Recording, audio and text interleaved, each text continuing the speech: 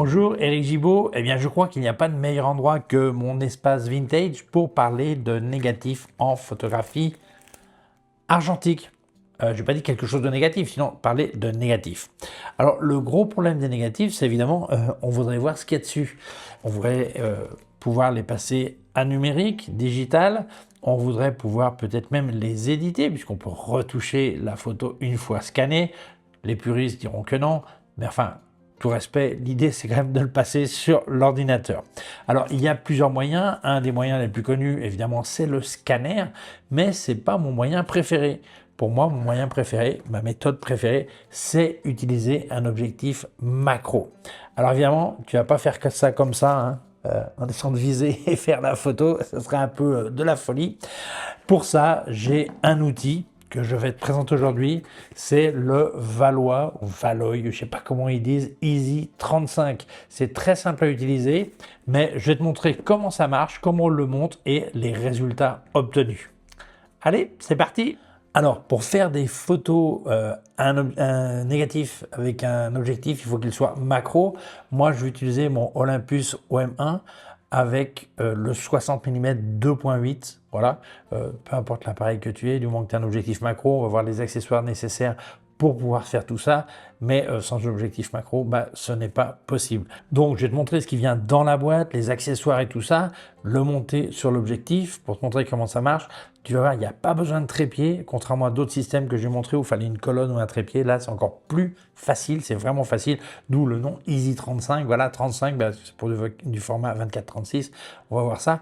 Mais avant d'attaquer tout ça, je vais dire merci à mon sponsor Arvia, écoledephotographie.com, qui permet de te former à la photographie. Je te raconterai tout ça en fin de vidéo. Si tu n'arrivais pas jusqu'à la fin, 2 points importants. Le premier, si tu voulais te former à la retraite et profiter de ton CPF, il est indispensable de t'inscrire avant ton départ en retraite. Une fois à la retraite, tu ne peux plus passer par le CPF. Il y a d'autres moyens, mais pas le CPF. Et deuxièmement, encore plus important, pourquoi attendre la retraite pour te former? Tu peux déjà profiter de ton CPF et du moment que celui-ci couvre le prix d'une formation, tu as juste à rajouter environ 103 € à ton pécule. Et d'ailleurs, les demandeurs d'emploi n'ont pas à payer cette somme. Donc, ça serait vraiment dommage de ne pas en profiter. Mais comme j'ai dit, je t'explique tout ça en fin de vidéo. Je te laisse leur téléphone qui est gratuit. Quand tu appelles, c'est sympa de dire que c'est de ma part. Le email, le site web et aussi un lien vers leur forum photo qui est en français, qui est gratuit. Je t'invite à t'y inscrire et participer. Allez, c'est parti. Alors, voyons voir ce que m'a envoyé Valois. Donc, le kit de base, 35 mm, donc format 24-36. Et il m'a envoyé des accessoires optionnels. Un, c'est un petit nettoyeur de poussière pour enlever la poussière qu'il pourrait y avoir sur les négatifs. Ensuite, il m'a envoyé 3 types de cadres pour passer le négatif. Il y en a un, c'est un cadre, c'est le standard qui permet d'avoir juste le négatif sans les perforations. Un autre qui est un peu plus large, donc l'autre qui est un peu plus large, qui permet de scanner avec les perforations visibles. Les négatifs 24-36 ont des perforations, donc avec les perforations visibles. Et il m'a envoyé aussi un de demi-format, par exemple, comme j'ai sur le Pentax 17, pour scanner des demi-formats. Donc, dans la boîte, que va-t-on trouver? Alors, ouvrons la boîte. On va trouver un mode d'emploi. Voilà, c'est en anglais, mais c'est très visuel, beaucoup de dessins et tout ça, donc il n'y a vraiment pas de problème à comprendre. Ok. Ici, on va trouver le nerf de la guerre, si je peux dire, qui est la petite machine en soi, puisque c'est là qu'on va passer le négatif. On allume sur le bouton arrière en tournant. On peut gérer la puissance, ok. Et on peut aussi gérer la température de couleur. Couleur la plus froide, c'est pour les négatifs couleur. L'intermédiaire, c'est pour le noir et blanc. Et la version la plus chaude, couleur la plus chaude, c'est pour les diapositives. Donc, c'est vraiment très facile à utiliser. Ensuite, on va voir ça après. Après, il va falloir monter cet appareil au bout de mon objectif. Le problème, c'est que tous les objectifs ne font non seulement pas une mise au point assez proche, mais aussi il faut que la distance soit la correcte pour que ça couvre la surface du négatif. Alors pour ça, ils incluent des rondelles d'adaptation. Alors moi, le macro que j'ai, il fait 46 mm, donc il y a la rondelle 46, il n'y a pas de problème, et des tubes d'extension, puisque pour avoir la distance correcte, on va monter des tubes qui viennent emballé sur le papier un peu abîmé, ce que j'ai déjà utilisé évidemment. Donc voilà. Et je vais donc te montrer comment on monte tout ça. C'est très facile à faire pour être prêt à scanner tes négatifs. Alors, le premier truc à faire, c'est chercher dans le petit sac la bague qui correspond au diamètre de ton objectif. Dans mon cas, c'est 46 mm, donc je vais le visser dessus. Voilà, c'est fait. Et ensuite, il faut choisir les tubes d'extension qui correspondent à la longueur focale. Pour ça, c'est facile. Dans le mode d'emploi, tu as un tableau qui t'indique, là je suis, alors il y a les longueurs focales, ici il y a le format du capteur, micro 4 tiers, APS-C et plein format. Moi j'ai un micro 4 tiers là, de 50 à 70 mm, il faut de 3 à 4 longs tubes. Alors les tubes, ils arrivent ici, hein. On va voir, alors ça c'est les tubes qui sont les plus longs, et dans l'autre j'ai des tubes qui sont, il y en a un long, il y a un très court, un moyen, et voilà. Donc je prendrai les tubes qui correspondent. Alors évidemment, suivant la longueur des tubes, ça va tomber pile ou pas. Et quelquefois, ça va être, ton cadrage va être plus large que le négatif, donc tu perds un petit peu de définition, de résolution, pardon, de pixels. Donc dans ce cas-là, il existe aussi optionnellement une bague de précision, mais je ne l'ai pas. Alors pour monter ça, c'est tout simple, hein. Donc je prends les 3 tubes, il disait 3-4 tubes, donc bon, là je vais prendre 3 tubes. Hein, voilà. Ok, donc c'est monté. Et maintenant dessus, je vais monter l'appareil. Alors là, tu vois, il y a un truc important, c'est cette petite vis. Si elle n'est pas serrée, ça tourne. Ok. Donc quand tu vas visser, ça va tout bouger. Donc il faut que d'abord que tu la serres. Ensuite, tu vas visser l'appareil. Alors, c'est pas évident de parler et faire les choses en même temps. Surtout là, je fais avec la main gauche, mais enfin, moi, je suis ambidextre. Voilà, donc, enfin, ça fait un peu prétentieux de dire ambidextre et puis après, pas réussir à le faire. Hein. Donc là, tu vas le visser. Et là, alors c'est important de ne pas trop serrer parce que tu pourrais déformer la vis. Après, tu vas dévisser ça, justement pour que tout soit à plat. Voilà. Donc là, tout est bien, tu peux resserrer un petit peu, voilà, c'est bon. Donc là, tout est monté. Et après, si je veux, je monte ce qui permet d'enlever les poussières, je le montrerai après, hein, pour enlever les poussières quand ça passe. Mais comme tu vois, là, mon appareil est prêt à scanner. Voilà, donc c'est vraiment pas compliqué. Hein. Alors, voyons voir le ramasse-poussière, le duster. Alors, c'est tout simple, ça vient comme ça, avec 2 vis. Je vais les prendre là. Voilà. Alors, un truc important ici, c'est indiqué qu'il ne faut jamais trop serrer les vis. Voilà, comme je dis au départ. Et ici dessous, il y a une vis avec une clé Allen qui vient. La clé vient dans le kit. Ça sert à quoi? Là, ça va permettre de libérer le cadre 35 mm pour mettre ou le demi-format ou celui qui voit les perforations. Donc, c'est ici dessous qu'il faudrait faire. Pour placer le duster, c'est très facile. On voit comment ça va. On le met ici, hein, tout simple. Voilà. On le visse. Voilà. Donc, je visse.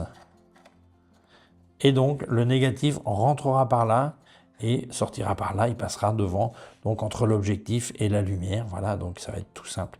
C'est un article que je recommande, c'est de la fibre de carbone qui capture. Après, c'est lavable, ça enlève, c'est par le système d'électricité statique, ça va capturer la poussière. Donc, ça me semble une bonne option, un bon accessoire. Tiens, si jamais tu voulais me filer un coup de main, n'oublie pas que j'ai des liens affiliés en description, c'est très gentil de les utiliser.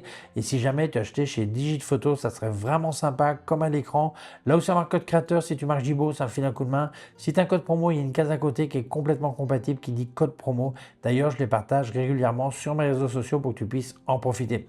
Parlant de code promo, n'oublie pas, avec Eric10, tu as 10% de remise sur Luminaire Neo, en plus des offres qu'ils ont, donc mets quand même le code.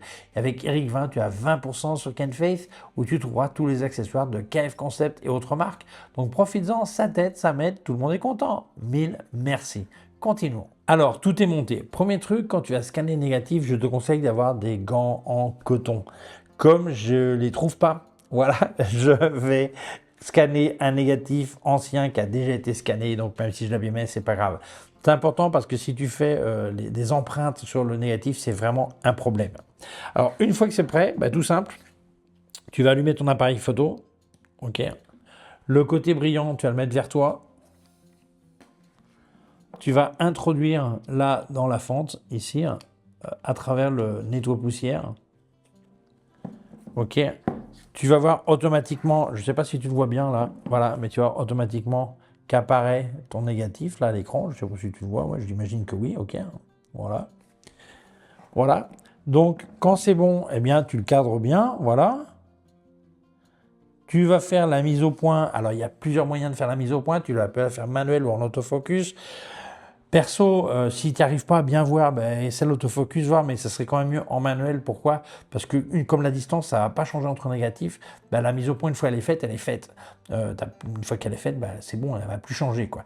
Et je te conseille d'utiliser les outils comme la loupe pour voir si le grain est bien tout net.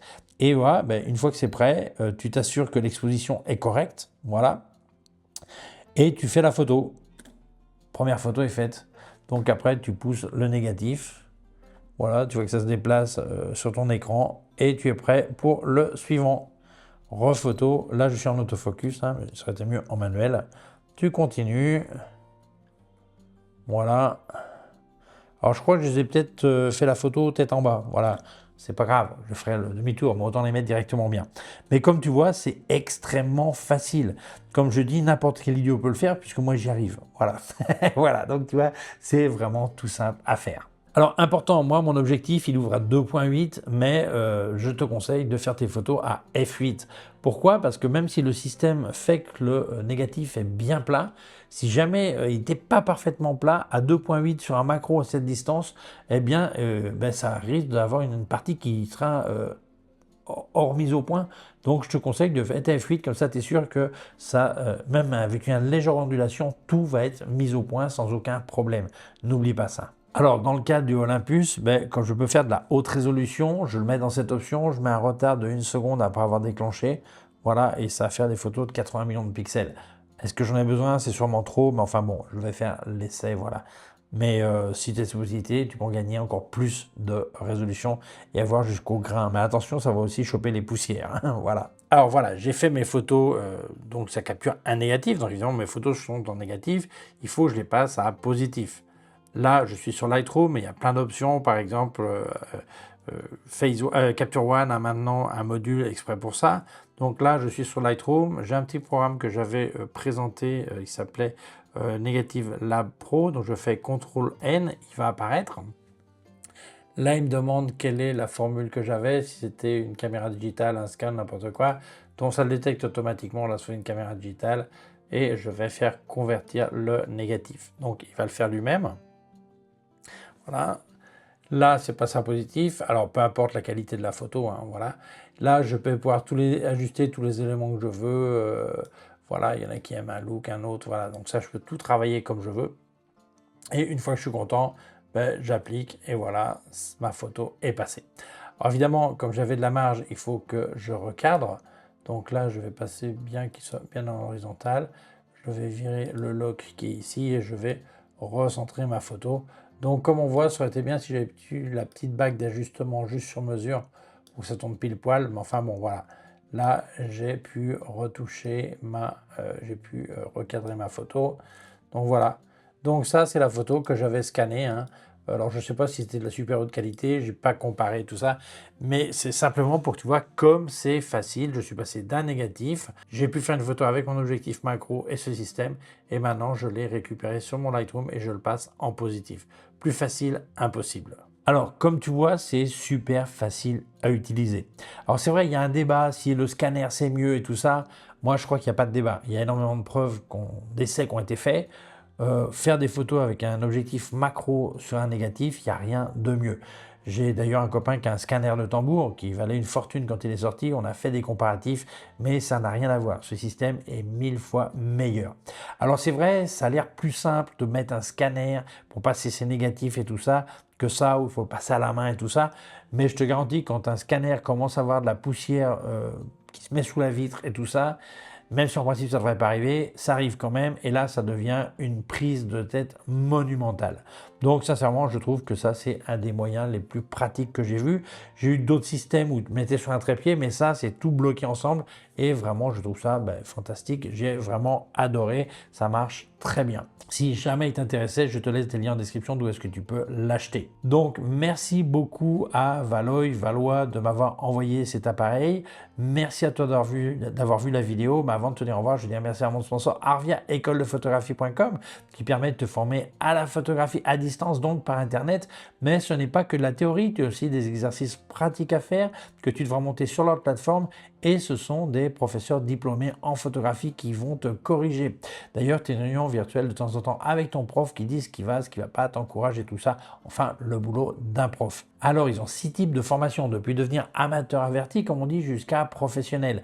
Et les formations durent entre 8 et 12 mois, selon celle que tu choisis, et tu passeras 10-12 heures par semaine. Alors, certains passent 8, certains passent 15, ça dépend de l'avancement de la formation, ça dépend de tes connaissances au départ, mais enfin, ce qui est logique. Alors, le mieux, c'est d'appeler Arvia. Quand tu appelles, c'est sympa de dire c'est de ma part, l'appel est gratuit d'ailleurs, et tu leur exposes tes envies de formation à la photographie. Ils te diront quelle est celle qui correspond le plus à ce que tu recherches.